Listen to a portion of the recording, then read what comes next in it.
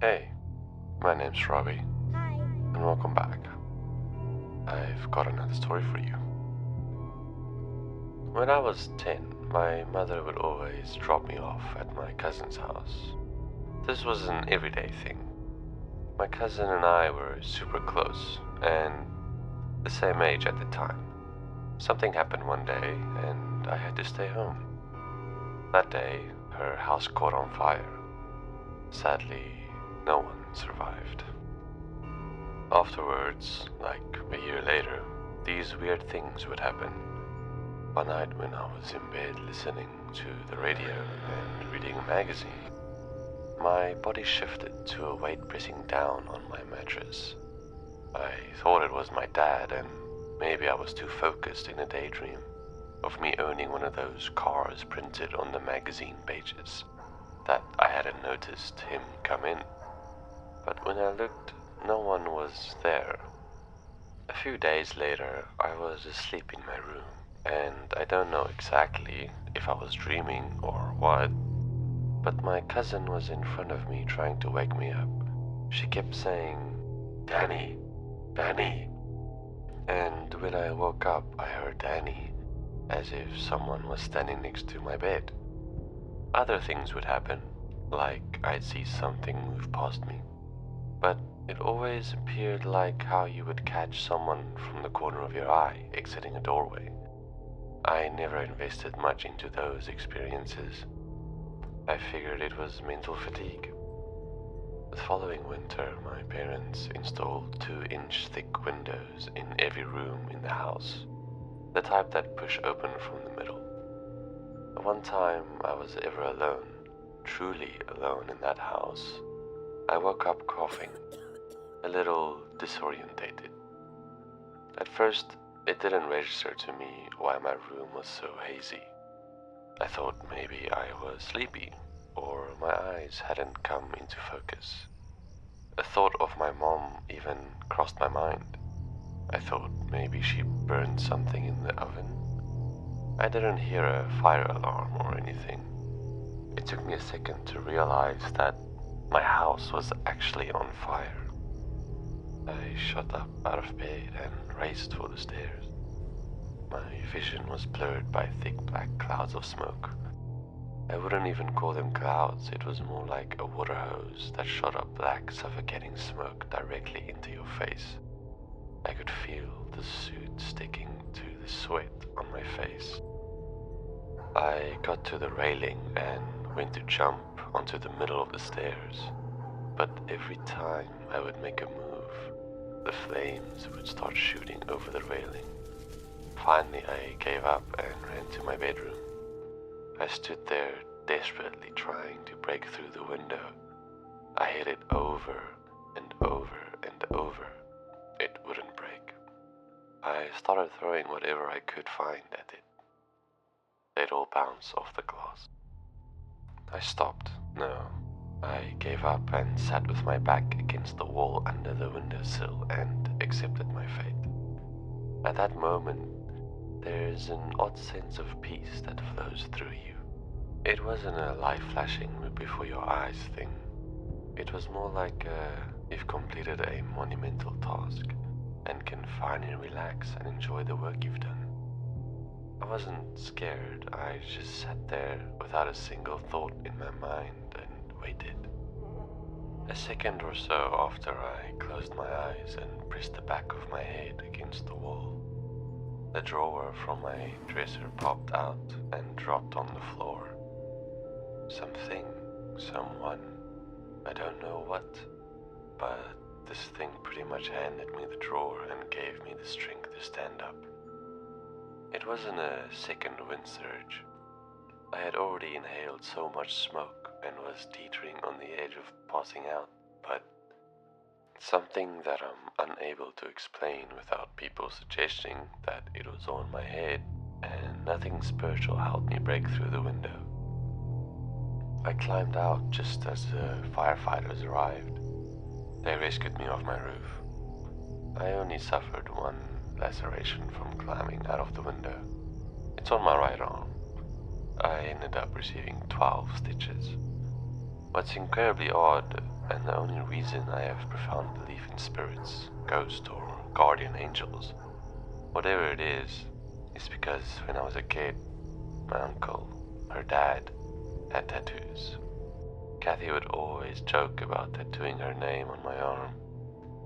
To this day, after that fire, when I got stitched up and checked out the cut, it was a perfect shape of a C scarred on my arm until this very day.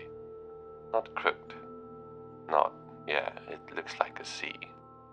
It is the alphabetical letter C for my cousin Kathy, who died in a fire at her house when we were kids. Let's move on to the next story. I've got a good one.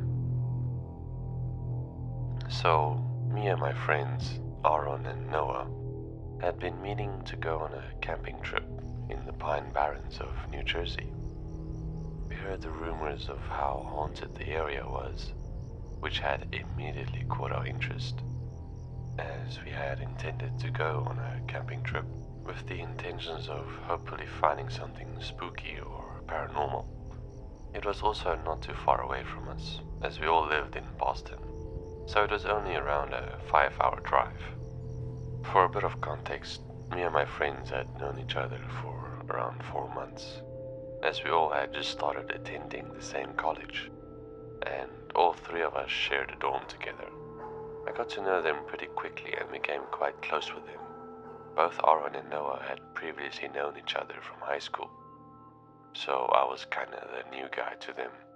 However, they would both always talk about how they are big into the paranormal scene and are very interested in investigating sometime. I'm also very interested in the paranormal, and me and one of my close friends from high school actually went investigating at some local attractions previously. So, me and the guys both suggested we should go camping in the Pine Barrens of New Jersey, as it's widely regarded as haunted, and there are many ghost stories from that area. So, we all agreed, and I asked if I could bring my friend from high school that I had previously been investigating with, as we'd both been talking about meeting up for a trip sometime. So my friend Ryan agreed for this trip, and we made a group chat for some planning. So, cut to the winter break, we were all excited, and Ryan had met the guys prior to the trip. So, he wasn't going camping with two strangers. We left around 3 p.m., which was kinda late considering it got dark around 5 p.m. since it was winter, but Aaron insisted we didn't leave too early. He blamed it on not being a morning person, which was immediately strange, as he was always the first to get up each morning and had never previously mentioned anything about it. But at the time, I didn't think too much into it. Around 3 hours into our drive, it was already pitch black out, and we still had another 2 hours left to kill, which Ryan was complaining about, as it was only meant to be a one-night camping trip. And it now felt like it was going to be shortened down. The guys didn't seem to care, however, and they were still saying it was going to be a good trip. Keep in mind, Noah was driving, which will be important later. We were now about an hour away from arriving, and we were literally in the middle of nowhere. Noah insisted on stopping on this random one-way road so we could go take a leak, and Aaron said he would go with him. 5 minutes had passed, and me and Ryan were just having a conversation and talking about how we were kind of mad that we still haven't arrived yet, considering how late it was. Another 5 minutes passed, and we started to get concerned as to how long both Aaron and Noah had been away for. We both agreed to go out and check. We got out the car and proceeded to call their names, but there was no response. We weren't too worried, as we both kind of collectively thought that they were just trying to scare us.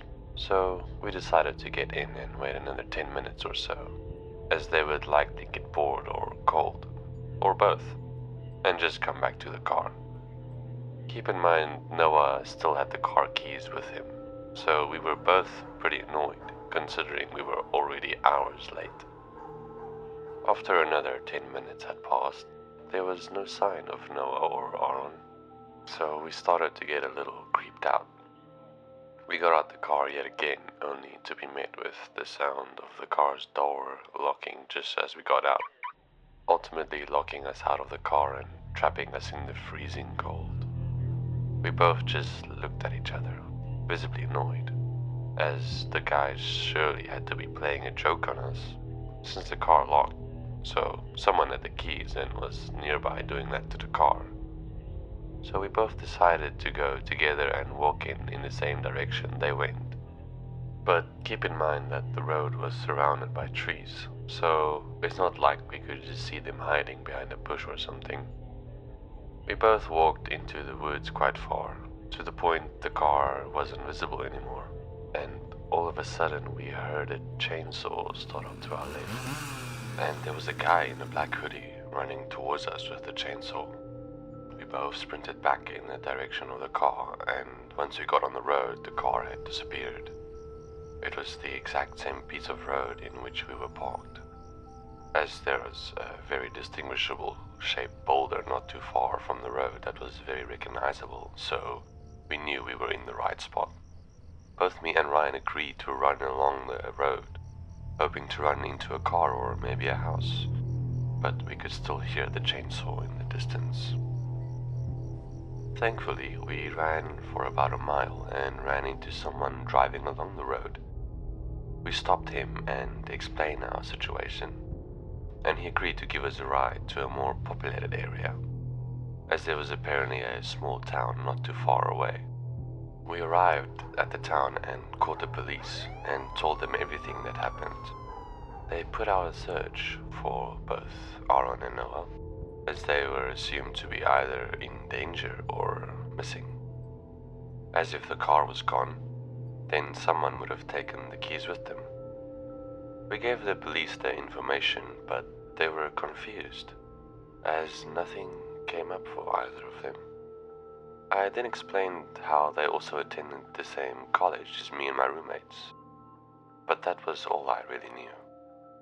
The officers said that was enough for the night, and they were able to transport us back to Boston, and we would be questioned tomorrow. However, by the time we got back to the dorm room, all of the guys' belongings were gone. There was not a trace of them in the dorm room. It was as if they never lived here and they had moved out.